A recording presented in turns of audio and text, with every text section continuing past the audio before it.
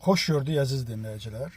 Bildiyiniz kimi Trump'ın bir sülh platforması var ki və bu platformaya da Azərbaycan prezidenti də dəvət edildi. Ümumiyyətlə 47 ölkə burada iştirak edib və Qəzza üçün müəyyən mənada həm pul yığılması, həm də dəstək verilməsinin müzakirəsi aparıldı. Mən Qəzza məsələsi üçün pul yığılıb, pul yığılmaması məsələsini bir kənara qoyuram, amma ümumilikdə isə bunu yüksək qiymətləndirirəm.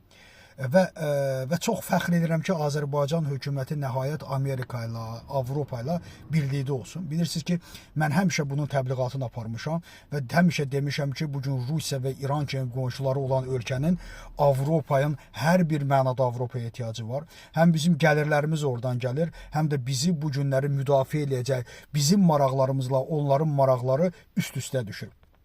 Və bunun üçün də mən düşünürəm ki, Azərbaycan prezidentinin məhz Amerikada iştirak etməsi, Amerikaya tez-tez getməsi bu bizim üçün yaxşı bir əlamətdir.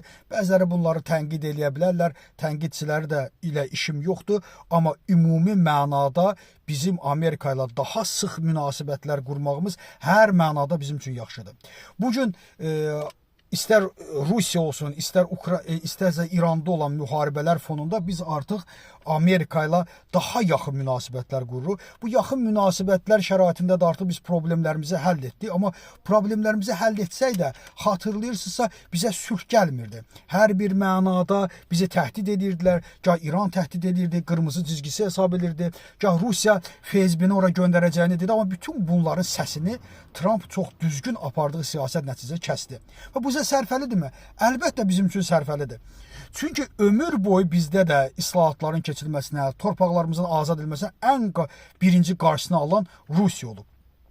Və bizim bugün qlobal qərb tərəfdə olmağımız da çox yaxşı bir əlamətdir. Mən strateji düşünürəm və düşünürəm ki, Azərbaycan xalqı üçün bu çox yaxşı bir əlamətdir. İkinci isə bugün yeni dünya düzəninin dəyişdiyi fonunda yəqin ki, sizlər də hiss edirsiniz, Azərbaycan hökuməti də yəqin ki, hiss edir ki, artıq islahatların vaxtıdır.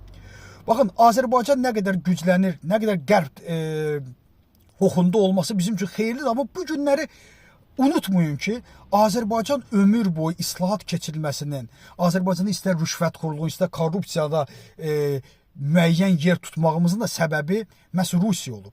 Rusiya heç vaxt imkan vermir ki, Azərbaycanda bir islahat keçirilsin. Xatırlayırsa 92-ci ildə hətta hökuməti belə, o hökumət islahat keçirmək istəyirdi, onu məhv etdi. Torpaqlarımız işğal oldu, 20 mindən çox insanımız şəhid oldu.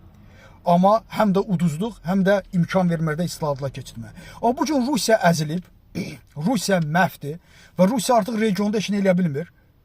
Amerika, Avropa isə həmişə islahatlar üçün açıqdır. Bugün xatırladım sizə ki, bilirsiniz, Azərbaycanın müttəfiqləri Qazaxıstan da, Özbəkistan da bu samitdə iştirak edirdi və yaxşı mənada artıq Amerikanın müttəfiqlərinə çevrilmişik. Amma bugün 7000 kilometrdən çox sərhəddə olan Qazaxıstan belə islahatlara gedir. Dövlət dilinin Qazax dili elan edilməsi, Rus dilini artıq dövlət dili statusundan çıxardır və 15 martda səhv etmirəmsə referendum keçiriləcək və bu referendumda dövlət sistemində də dəyişiklik eləyir.